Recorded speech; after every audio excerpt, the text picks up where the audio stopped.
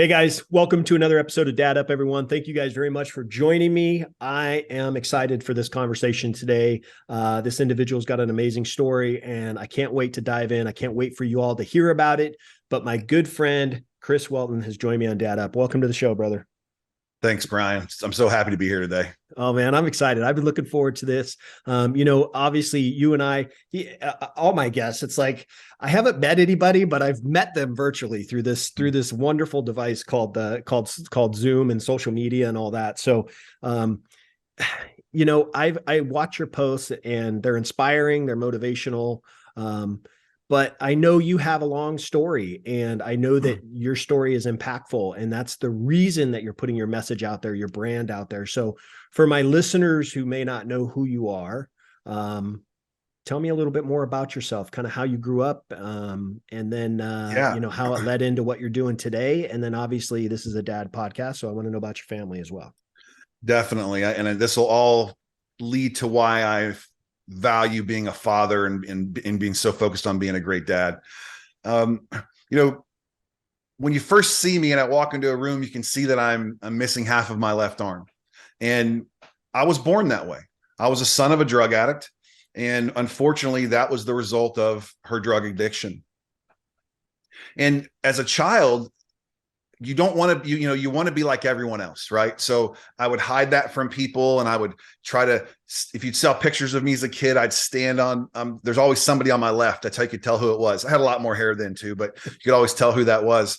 And as I progressed in life, I realized just from some great coaches and some mentors along the way that, hey, just because I have a limb difference doesn't mean I'm not special or I have something else that I can accomplish. And so I turned that into an advantage instead of a disadvantage as I went through life. Now, the challenges continued through my childhood, dealing with a mother who was an addict, bouncing around from family member to family member. And I think that built these calluses up on me that made me tougher than I needed to be at the time. But later in life helped me adjust to some major adversity that came with just being an adult, right? And so if you see me on social media, you'll see me do a lot of posts that have to do with me working out. And the reason I do that is I want other children or even adults who have limb differences or disabilities see what's possible to accomplish those things as far as working out, trying to stay in shape. But adversity to me, adversity really comes down to it's something that I feel sometimes a gift. The adversity I was put under in my life gave me the strength and ability to be on a podcast today to talk about it, to share my story, to help other people. And I know I have a responsibility to help other people that where I was 2, 4, 6, and 10 years ago. And being on podcasts like this is a great opportunity to do that. Yeah. That's awesome.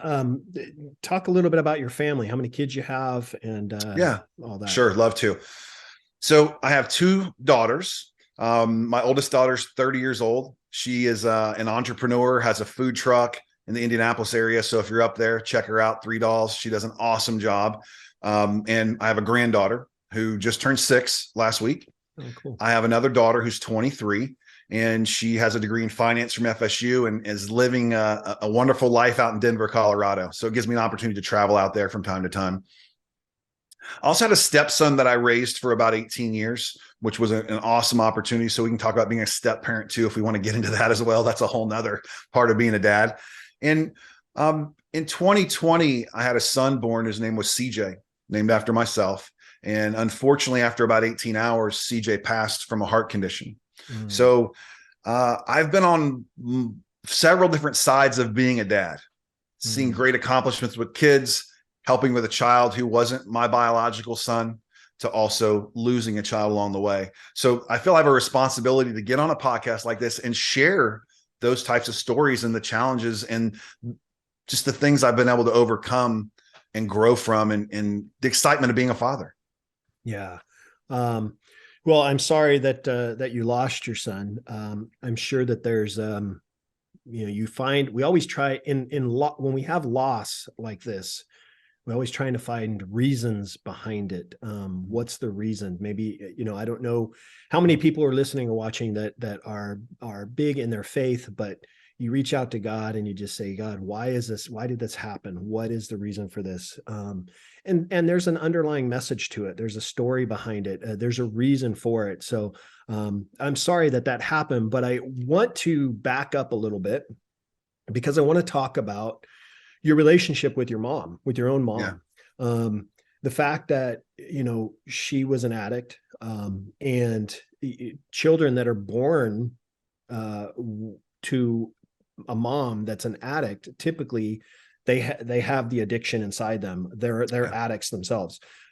Was there a struggle for you as a child with learning disabilities, any of those types of things that may have been impacted by the drugs?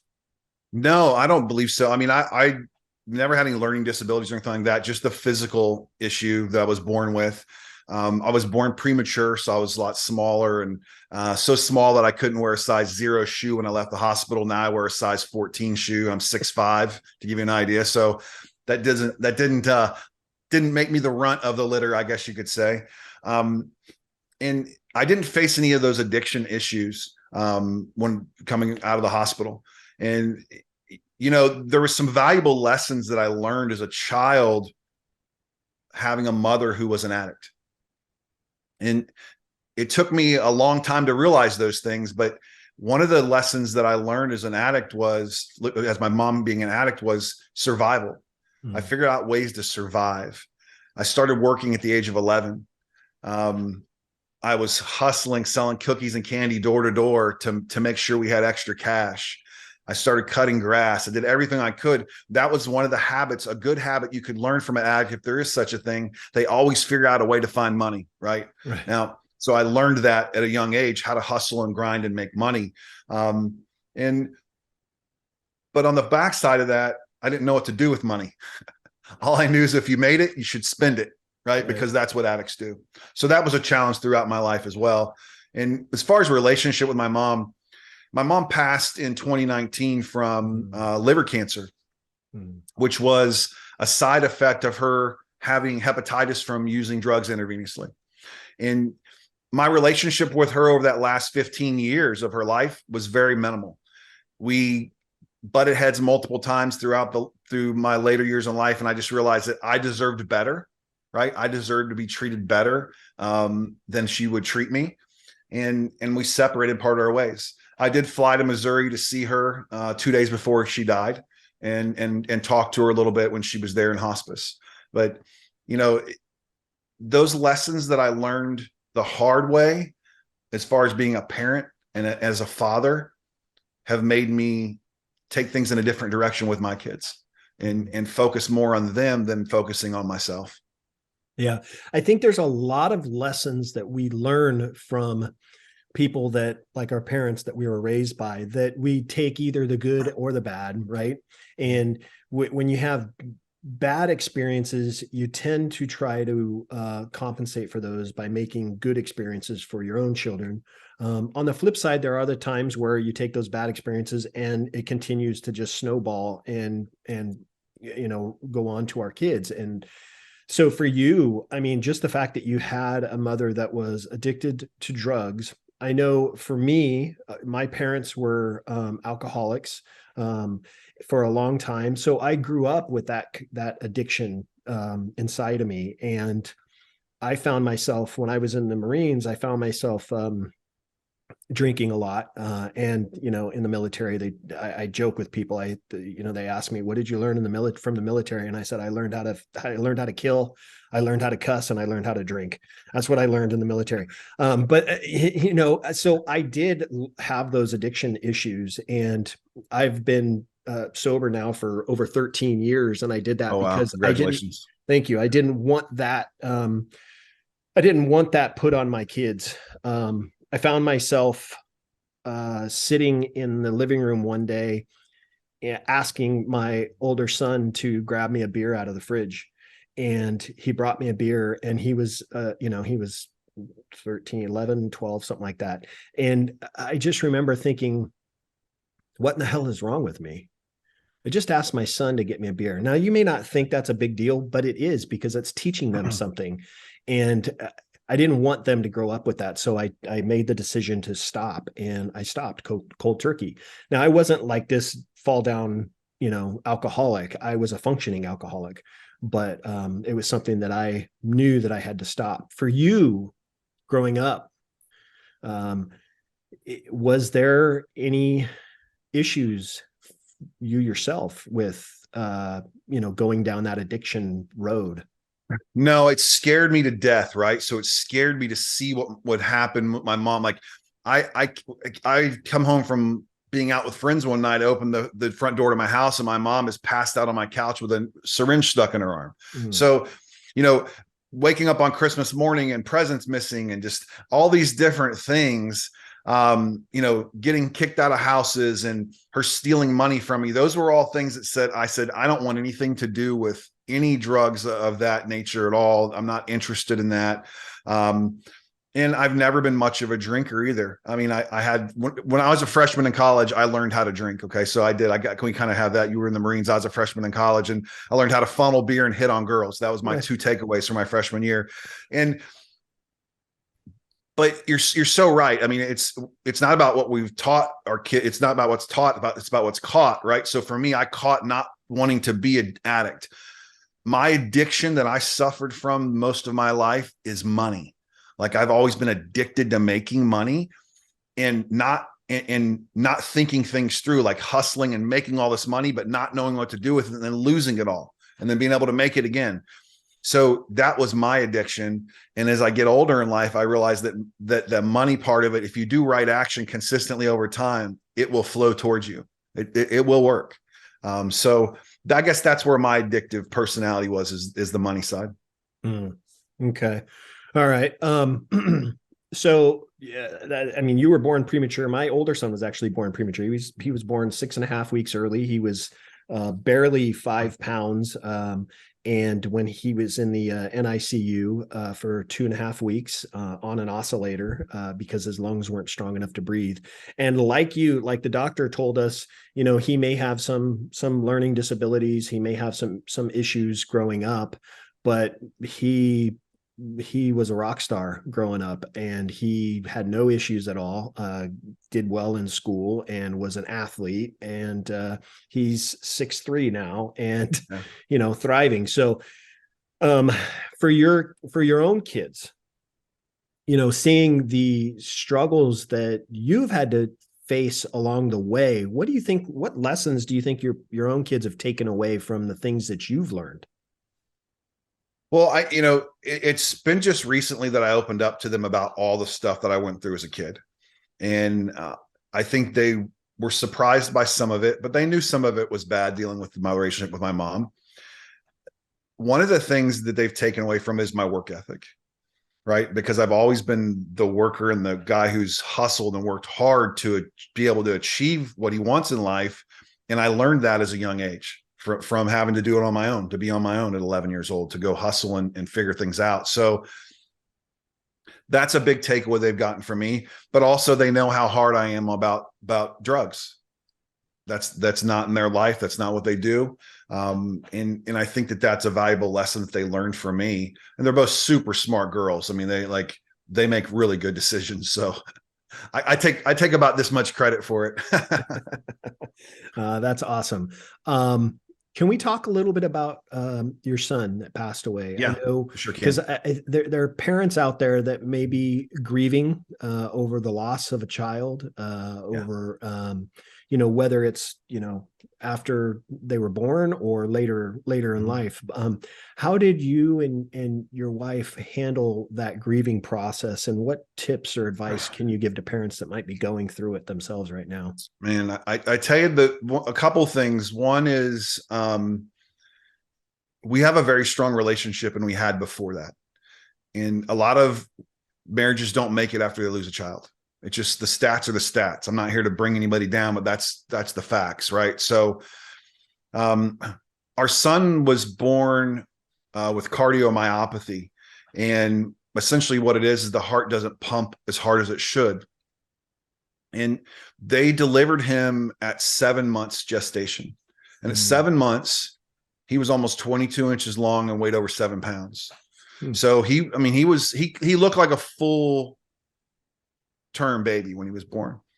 Um, and we were told that, hey, he'll be in the NICU for probably 6 or 8 weeks. He may have some challenges, but we think we can get through this. 18 hours later, that was not the case. I went home for a little while. I got called back to the hospital. I came back to the hospital, and my wife was in there, had a C-section the day before and was in a lot of pain, but she was in a wheelchair in the room, and they just got done giving him CPR and revived him.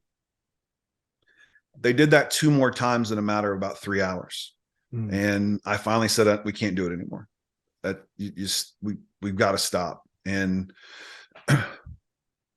instantly the doctors who delivered the baby came to our room when we went back to our room and talked to us. And, it's not your fault. You did nothing wrong. And those types of things, which are very powerful to hear the people say that. And there's a group,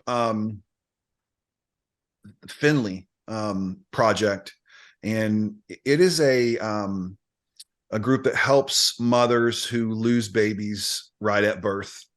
And they were great. They stepped out to my wife, and they were all in and really reached out to her and had a mentor for her, kind of a relationship, and helped her through that. And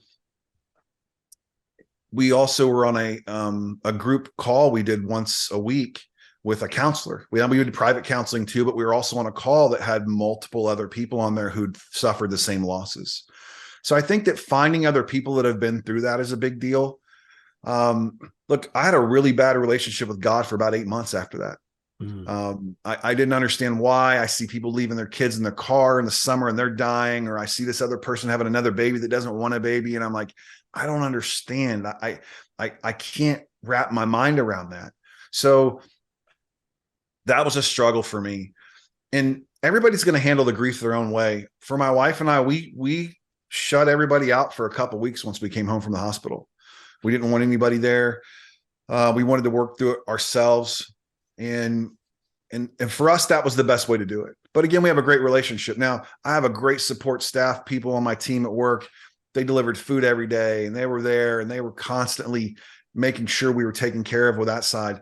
But it really comes down to the relationship you have with your spouse and understanding you need to lean on them through that time and grow. And man, we're going after it again. We're getting ready to do IVF again and give it another shot. And look, my son CJ's in my life every single day. I talk to him every day. And I know a lot of big things have happened in my life since he passed away in 2020, and given me courage to go on a podcast like this, or I speak at events and do other things. And I don't think I'd be doing that right now if I didn't have him with me. And it's been a challenging time, but I know that he's right here with us right now. Yeah. How did you reconnect with God, knowing that you were struggling, didn't understand why? Like I talked about it earlier in the show, not really understanding why. How did you find that connection again? It just took time. And I remember it being about 8 months after he passed. I'd gained a bunch of weight. I'm not a drinker, like I said, but I will eat. Like I eat my feelings. Like I have no issue of pounding a dozen donuts. Like if there's a dozen donuts in the house, you better get yours, because I'm going to eat the rest of them. And I was sitting on my back porch, and I was reading one of my journals that I'd written in before he passed. And I was just flipping through some pages, and I had all these things written in there I was going to do with my son, right? Like all these notes and stuff that I was going to do and things I was going to accomplish. And then the top of the page, it said, call Bill Hart. I don't know if you know who Bill Hart is or not, but he was my coach years ago. And I was supposed to call him before all this happened to reconnect. So I called Bill, and we instantly reconnected, and we started talking through things. And Bill's a man of God, and we talked through some stuff, and he just I just needed to hear someone else. I need to hear someone else, not my wife. My wife's a very devout Catholic. And it was just hearing a voice from somebody else, almost like he was talking through Bill to tell me hey, we need to figure this out and move on from there. So obviously I still have a good relationship with God, but it was a challenge. I mean, I think anybody that faces a loss like that, you're going to ask why, right? Like you can't help but ask, why did you let this happen? Like what caused this to happen? Yeah. Yeah. I think for parents, I can't begin to tell you that I understand what you guys were going through, because I can't, um, especially your wife, because I'm sure that was really, as hard as it was on you, it was probably that much harder on her. Yeah. But the way that you guys remained strong for each other is a testament to your relationship with each other and how much you guys love each other. It's amazing. My wife and I, we have dealt with various things throughout our marriage. Being married now almost 26 years, and it has, there's been ups and downs, right? In any relationship, there's ups and downs, and I had an experience with my wife where, at a very young age, she had a heart attack. And I had to tell my boys that, hey, your mom's going to have surgery, to have stents put in and all that. And that was tough to get my boys through that. And then several years later, my wife's a type 1 diabetic, but several years later, she has they call it diabetic retinopathy, where she had basically a massive bleed in her eye, and lost vision. And that went on for a good year or so until she lost vision in the other eye. And she was essentially completely blind. And that lasted for several weeks, where we were seeing her eye doctor, and they were doing different things on her to get her better. And she still has no vision in one eye and has been told she'll never gain it back, but she regained vision in the other eye. So she's able to function. She's a school teacher. She was able to function just fine. But going through just that, not comparing that to what you went through, but using my own experience in the traumatic things that we have gone through, knowing that I had to not only step up in various ways as a dad. Now I'm super involved in my boys' lives, as you know, I'm super involved in my boys' lives, but having to really step in and be that support mechanism, that support system for her to help her get through the issues that she was going through. It's part of who we are, and it's part of what you commit to doing when you do decide to marry and have a partner. It's part of what you need to do. You just have to suck it up and do it. As hard as it was for me driving away from the house, knowing that she can't see it all, and telling her I love her and driving away and crying because I can't be there with her. I have a job to do. I have to go to work. But to tell her that I love her and that I'm here to support her, it's just part of marriage. It's just part of what you do. And I found that through that relationship of going through that experience, it helped to bring us closer. And sometimes that's really the message in it, that, hey, maybe this is what we needed, something like this to help bring us even closer. Same thing with the pandemic, right? People look at the pandemic as this terrible thing, but when I look at the pandemic, I see it as, yeah, it was a terrible thing, and a lot of people suffered, and a lot of people did die from it. But I look at the pandemic as a way of families coming back together, because we're locked in the house. We can't go do anything. We're locked up. So we have to stay, can't go see anybody. But it helped families reconnect. It helped families bond again, because everybody's so disconnected in, whatever it is they're doing, or their devices, or whatever it is. So there's reasons behind it. And again, like I said, I am sorry that you guys went through that, but the fact that you guys remain strong is just amazing, and a testament to your guys' relationship. Yeah.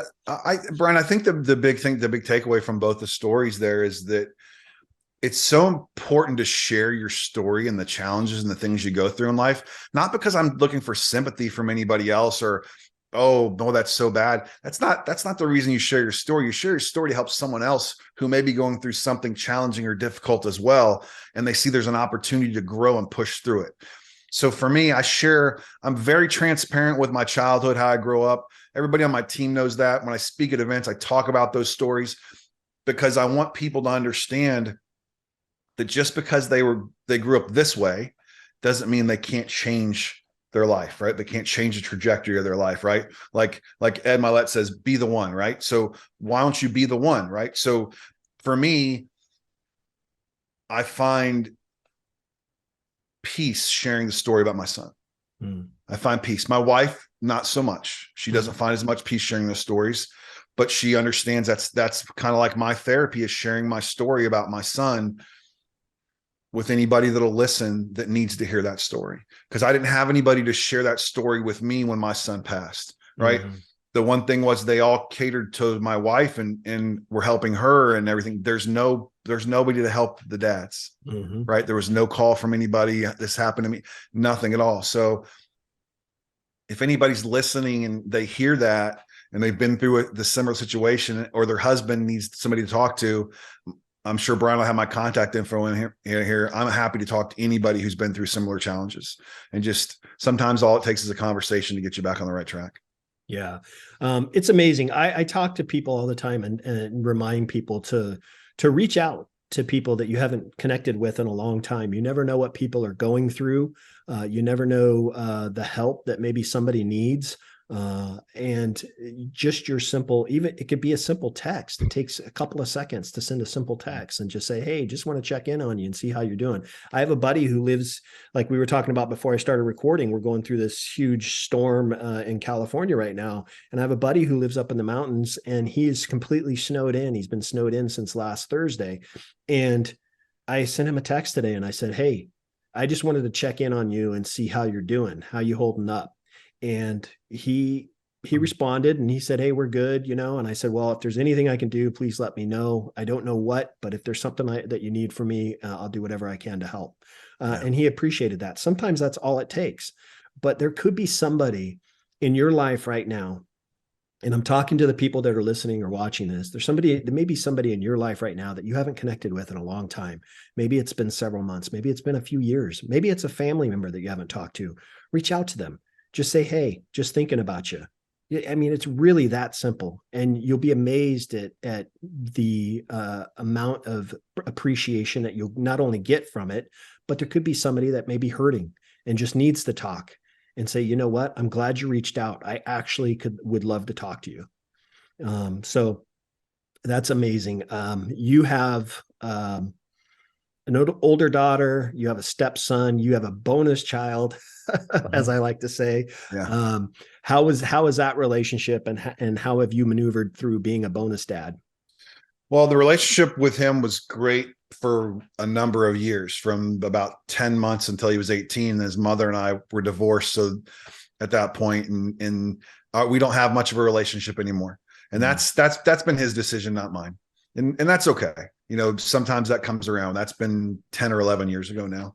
But I took the responsibility of raising him when I was married to his mom. And I think I had a stepfather too. So I wanted to be a better stepfather, right? Like that was just something that I wanted to do. And my wife now is an incredible stepmom to my daughters. Like she might be closer to them than I am, which is great. I love that. Right.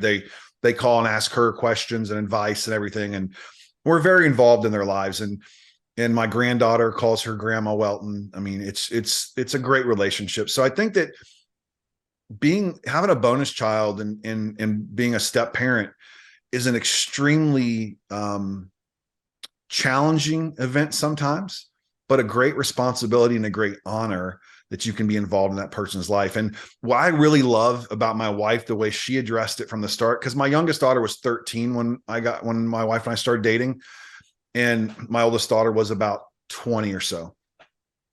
She became their friends first. She became a friend first. And and then the relationship grew from there, which I was like, that's kind of, I didn't know if I didn't see it that way, but she had a step parent and it wasn't great. It was actually really bad. So she looked at it from a different point of view, and she came in as a friend and has built an incredible relationship with them. And they can't, they, like I said, call her for advice. And when they come for the holidays, I think they come to visit her more than they do me. So That's cool. What kind of challenges are you facing right now, Chris, that maybe you're dealing with your own kids right now, or maybe your grandchild?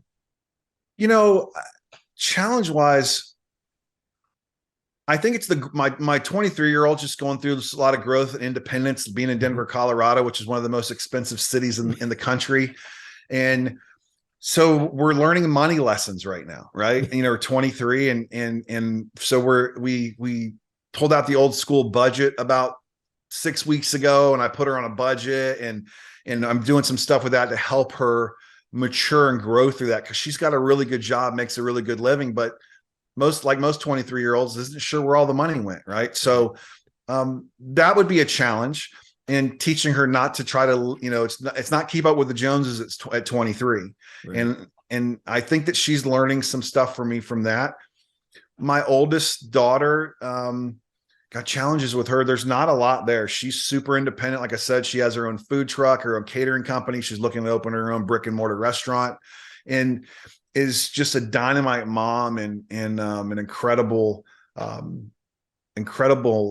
leader for her and her little girl. And she's a single mom and does it all herself. So I'd say the only challenge is that they live so far away too. Yeah. That one's in Denver, one's in Indianapolis, I'm in Orlando. So I'm going to see both of them in 3 weeks. I'm going up there for a wedding to Indiana. So I'll get to spend a couple of days with them then.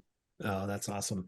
It's amazing when our kids are older. I have, two boys, and they're 24 and 21. And I just put a post out yesterday for this, because it just kind of hit me that when our kids are older, we almost think like our parenting role is done, because we've raised them. They're independent now. They're off doing their own thing. And it couldn't be further from the truth, because my boys still at 24 and 21, they still come to me and ask my opinion about something, or want my advice on something. And sometimes it's things that they just don't know or don't have any experience with, and they need my help, or they need my input. And they can take it or leave it. Like I said on the post yesterday, they can take it or leave it. But they asked me for it. So I'm going to give it. And that's one of the things that is so cool about having adult children, is that, hey, yeah, you may not be that parent that, took care of everything that they did when they were growing up. You may not be that parent anymore, but now you're a parent that can provide adult advice and help them navigate through life, or through, the challenging things that they may be going through as a young adult. So the money lessons Bryan, are hard. Go ahead. Yeah. Well, what's so funny about that, Bryan, is people will say, God, I can't wait till this kid's 18 and I'm not going to have to. I'm like, you got no idea. Right. Like it's just a different version. And I read something, it's probably been 2 months ago, and he was talking about, you always reach down to help your kid up when they're little, right? You pick them up and hold them. It's the same responsibility when they're 30. You just hold them in a different way. Right. Like, and the minute you stop parenting them, they think you don't care about them anymore. Right. And then all of a sudden it goes in a different direction. I'm not saying micromanage them and tell them to be home at what time or whatever. They're adults. Let them make their mistakes and learn. But if I'm not involved with some of the decisions they make, like my girls know they don't make any major purchases without talking to their dad. Their dad will help them go through that. They both, like my oldest daughter, when she's looking, expanding her business and stuff, who does she call? She calls her dad, and we walk through steps and we talk about ROI. We talk about different ways to make sure we have cash cushion and whatever needs to be done to do that. And that parenting continues. So it's almost like, I'm a business coach like you. So it's like this, right? So I want them to outgrow me as a parent, but not really, right? Like I want to get better as a parent and continue to grow so that they can still come to me for advice. And that's something I didn't have. I didn't get that advice from my mom and or my biological father. I was kind of on my own at 17 when I left for college. That was it, right? So, you just, I love to be there for them when they need advice. And when they call me and say, Dad, I'm thinking about doing this. What do you think? Or I'm thinking about changing jobs, Dad. Will you review the employment contract for me? Can we go through it? Can we look at it? Hey, I'm going to move to a new apartment. Can you review the lease? Like, these are all things that I feel responsible to help them with. Mm-hmm.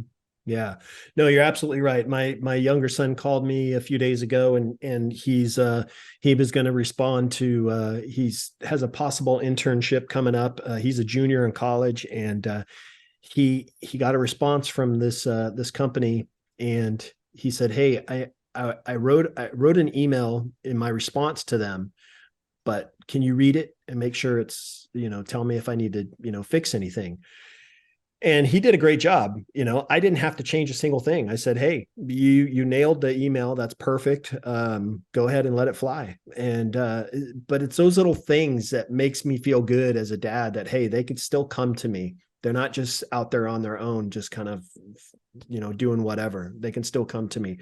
My older son, a couple years ago, when he bought his very first car, we provided our boys cars from high school through college. And then once they graduate college, they're on their own. Mm-hmm. And my older son was getting ready to buy his first car. And we talked through everything. There was this particular car he wanted. There was a particular type, vehicle that he wanted. And there was a particular amount of money that he was willing to spend. And we talked through all that. And so much so that I was there with him when he went down to pick up his car.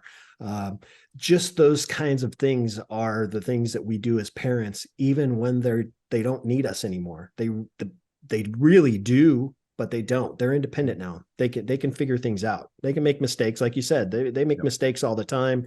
They have to learn from those mistakes and work through them.